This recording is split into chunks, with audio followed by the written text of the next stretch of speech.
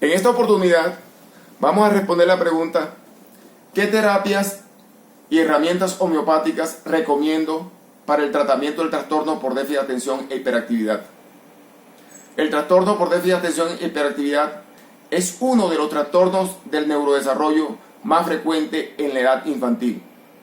Está relacionado con un retardo en la maduración del lóbulo prefrontal, que es donde se desarrollan las habilidades socioemocionales y los mecanismos de autorregulación.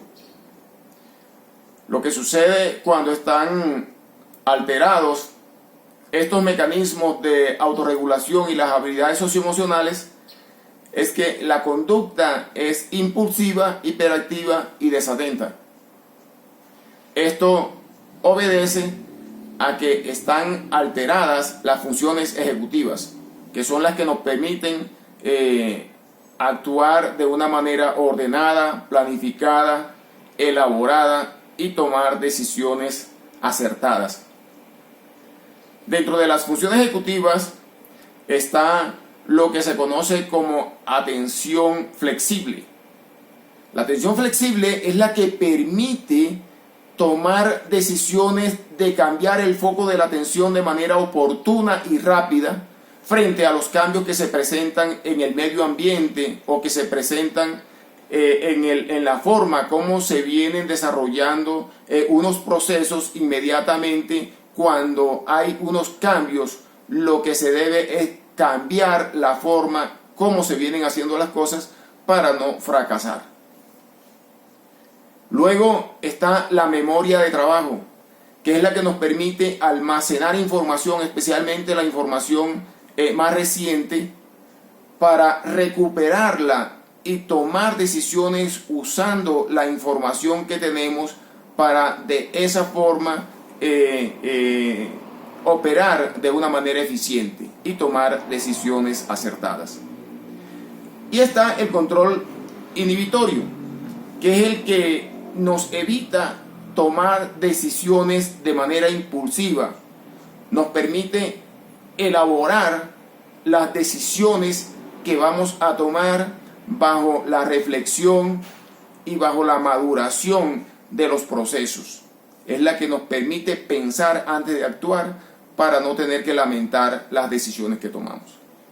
Esto no sucede en las personas que tienen alteradas las funciones ejecutivas, que es lo que sucede en el trastorno por déficit de atención e hiperactividad. La incidencia del trastorno por déficit de atención e hiperactividad es del 5 al 7% en la población infantil. La Sociedad Española de Pediatría en el 2020 publicó que más o menos el 75% de los pacientes que padecen de este trastorno padecen además de un trastorno adicional del comportamiento y la conducta, y que más o menos el 60% presentan más de un trastorno adicional del comportamiento y la conducta. La etiología del trastorno por déficit de atención e hiperactividad está relacionado con dos causas principales. Una es causa genética y la otra tiene que ver con alteraciones durante la gestación. Las genéticas explican por qué más o menos el 50% de los pacientes que padecen del trastorno por déficit de atención e hiperactividad, alguno de los padres también lo padece. Y más del 75% de los pacientes con el trastorno tienen algún familiar cercano que también padece del trastorno.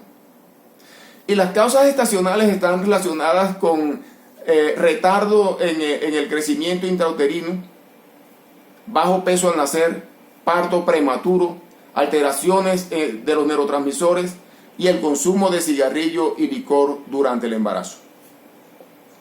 ¿Cómo se hace el diagnóstico del trastorno por déficit de atención e hiperactividad?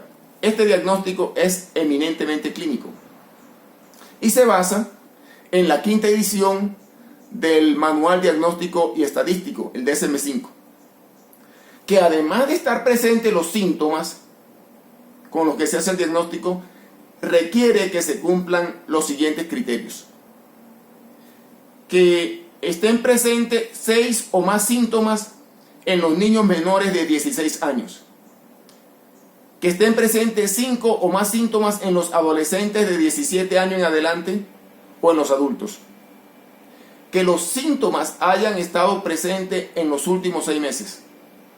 Que los síntomas hayan aparecido antes de los 12 años de edad y que los síntomas se cumplan en más de un contexto, digamos en el hogar, en el colegio, en el trabajo. Según los síntomas que prevalezcan, el trastorno por déficit de atención e hiperactividad se clasifica en 3 tipos. Un tipo donde prevalecen los síntomas que tienen que ver con la desatención, un tipo donde prevalecen los síntomas que tienen que ver con la hiperactividad e impulsividad, y un síntoma que es mixto, en donde están presentes tanto desatención como hiperactividad e impulsividad. ¿Qué síntomas tienen que ver con la desatención? Es aquella persona que en las actividades ordinarias que desarrolla de manera rutinaria todos los días tiende a equivocarse siempre, pierde cosas. Es esa persona que hay la percepción que no está escuchando cuando se le habla, que se distrae con facilidad frente a cualquier estímulo externo. Por lo general tienen bajo rendimiento escolar, comienzan cosas pero no las terminan, se olvidan de esas tareas o actividades que le han encomendado, se olvidan de sus objetos con los que realizan actividades diarias. Ahora, ¿qué síntomas encontramos cuando hay hiperactividad e impulsividad? Vamos a encontrar ese tipo de personas que parece que tuvieran un motor que los está impulsando y los está motivando para que se muevan de manera permanente. Entonces van a tener dificultad para mantenerse en su puesto. Van a cambiar de posición de manera permanente. Van a tener dificultad para la paciencia de esperar su turno. Van a tener dificultad para ordenar ideas.